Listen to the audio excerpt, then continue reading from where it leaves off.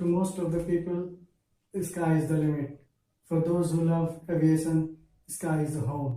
17 दिसंबर 1903 Wright brothers की बनाई हुई पहली एयरक्राफ्ट राइट फ्लेयर्स की उड़ान भरते ही सरकारों और बिजनेसमैन के मन में इसे सिविलियन और डिफेंस सेक्टर में इस्तेमाल करने की कोशिशें और बढ़ गई। अब ये लोगों के जीवन का हिस्सा बन चुकी है। इसे यहाँ तक पहुँचाने में Boeing, Airbus, Rolls Royce, general electric, United aircraft corporation की अहम भूमिका है। ये सारी कंपनियां यूएसए, ब्रिटेन और रसिया की हैं। इंडिया की इंडस्ट्री कहाँ है और इस सेक्टर को आगे कैसे ले जा सकती है, चलिए जानते हैं। Subscribe now and press the bell icon. Never miss an update.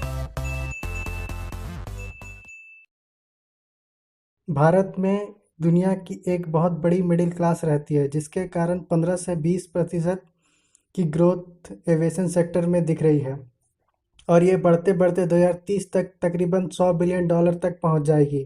सारे स्टैटिस्टिक्स पॉजिटिव हैं, मतलब अपॉर्चुनिटी बहुत ज़्यादा है इस सेक्टर में। मेक इन इंडिया भी इस सेक्टर को हेल्प कर रही है, लेकिन मेक इन इंडिया से और भी ज़्यादा उम्मीदें हैं, खासकर ट्रांसपोर्ट और कार्गो एयरक्राफ्ट की मैन्युफैक्चरिंग में। न्यू एयर कॉरिडोर बनाए जा रहे हैं, रीजनल कनेक्टिविटी को इंक्रीज़ किया जा रहा है। अभी तक 100 से ज़्यादा एयरपोर्ट इंडिया में बन चुके हैं और तकरीबन 1,500 कमर्शियल एयरक्राफ्ट की ज़रूरत है तक अगले 10 सालों में। एयरक्राफ्ट की डिमांड और मेंटेनेंस इससे बढ़ जाएगी। गवर्नमेंट एमआरओ सर्विस में लगने वाली पार्ट्स और टूल्स पे कस्टम ड्यूटीज़ पे एग्जम्पशन दे रही है। ये सेक्टर तकरीबन बढ़कर 2025 तक 4 बिलियन तक पहुंच जाएगी। केंद्र सरकार रीजनल कनेक्टिविटी के लिए उड़ान स्कीम लाई है, जो टियर 2 सिटी को आपस में जोड़ेगी। अब तो सी प्लेन से भी रीजनल कनेक्टिविटी और टूरिज्म को बढ़ाने के लिए प्रयास किया। तेलंगाना और Karnataka state governments special economic zone बना रही है, जो सिर्फ एरोस्पेस इंडस्ट्री के लिए बनेगी। एरो इंडिया शो भी हर 2 साल में आयोजित किया जाता है।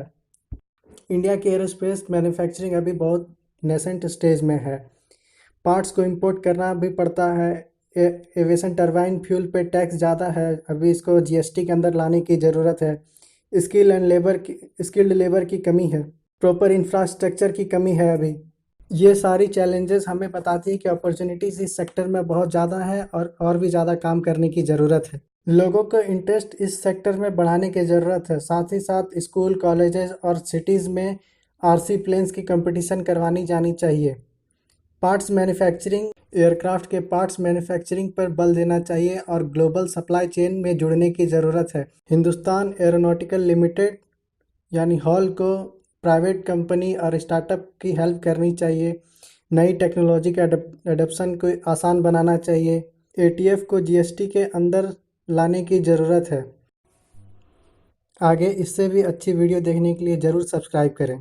मैंने वीडियो बनानी शुरू ही की है, इसलिए कमेंट पे ज़रूर सजेशन लिखिए कहाँ इम्प्रूवमेंट कर सकता हूँ। धन्यवाद।